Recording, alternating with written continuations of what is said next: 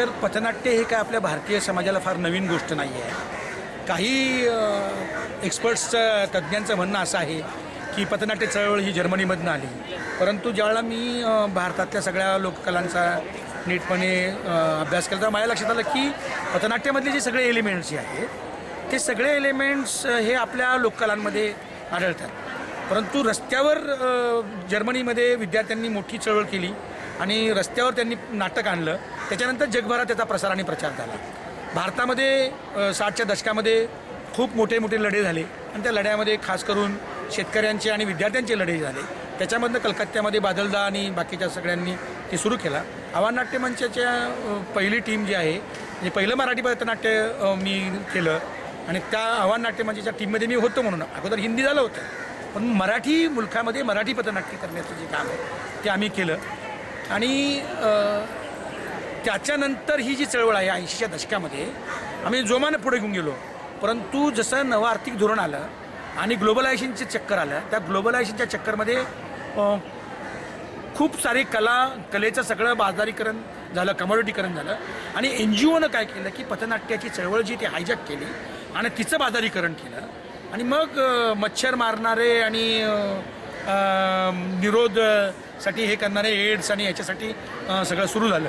तर ही जे भयावह झालं आणि आता कुणीही रस्त्यावर काय पथनाट्य करायला गेलं तर लोक म्हणतात की काय ते निरोधचं असणार, ते मच्छर मारण्याचं असणार, स्वच्छतेचं काहीतरी असणार। तर ही जी पथनाट्य चळवळ होती ती राजकीय जागृतीसाठी खास करून अन्यायाविरुद्ध लढणारे जे मासेस होते, लोक होते, त्यांच्या अभिव्यक्तीचं साधन म्हणून, सशक्त साधन म्हणून ते उभारलं होतं, परंतु मधल्या काळामध्ये ह्याला ही जी अवकळा प्राप्त झाली तर आत्ता नव्यानं मुलं सगळी जागी होत आहेत आणि आम्ही अण्णाभाऊ साठे यांची जयंती 4 ऑगस्टला शिवाजी मंदिरमध्ये करतो आहोत। त्यानिमित्तानं नव्या शाहिरीचा एल्गार हा नृत्य नाट्य आणि संगीताचा लोकसंगीताचा विद्रोही आविष्कार तिथे सादर होणार आहे। त्याच कार्यक्रमाच्या दरम्यान म्हणजे अण्णाभाऊंना एक प्रकारे अभिवादन करण्यासाठीच पथनाट्य पुनरुज्जीवन पंधरवडा करून आम्ही 11 तारखेला रमाबाई आंबेडकर नगरमध्ये याचा आरंभ केला, या अभियानाचा आरंभ केला आणि आता आम्ही हे सगळ्या वस्त्यांमध्ये जातो आहोत, निराळ्या वस्त्यांमध्ये, निराळ्या कॉलेजेसमध्ये, आता आज रुपारेल कॉलेजमध्ये तुम्ही बघितलं तर हे सगळं काम असं चाललेलं आहे। आम्ही कार्यक्रमाला सुरुवात केल्यानंतर आमच्या लक्षात आलं की तळागाळातली मुलं जी आहेत ते टेक्नॉलॉजीच्या खूप जवळ आहेत आणि ते कॅमेरा चालवू शकतात, ते खूप चांगल्या पद्धतीनं काम करू शकतात, तर त्यामुळे त्यांनी 4 फिल्म्स बनवल्या। आता तुम्ही ज्या फिल्म्स बघितल्या त्याच्यातल्या काही फिल्म्स अलीकडे बनवलेल्या आहेत, तर ही मोठ्या प्रमाणामध्ये तळागाळामध्ये एक शॉर्ट फिल्म्स बनवण्याची जी चळवळ आहे ती सुरू झालेली आहे, तर आम्ही ती पुढे कंटिन्यू करणार आहोत। या महिन्याच्या शेवटी शॉर्ट फिल्मच्या बाबतीमध्ये किंवा एकूणच चित्रपटाच्या बाबतीमध्ये एक परिसंवाद व्हावा अशी आपली मनशा आहे आणि त्या पद्धतीने आम्ही एक परिसंवाद करणार आहोत आणि मग जमल्यास एक शॉर्ट फिल्म बनवणारे जे लोक आहेत त्यांचं एक मोठं फेस्टिवल करायचं माझ्या डोक्यात आहे। म्हणजे मुंबई आणि महाराष्ट्रातले, गोव्यातले असे जवळजवळची जी माणसं आहेत ती सगळी अशी एकत्र करून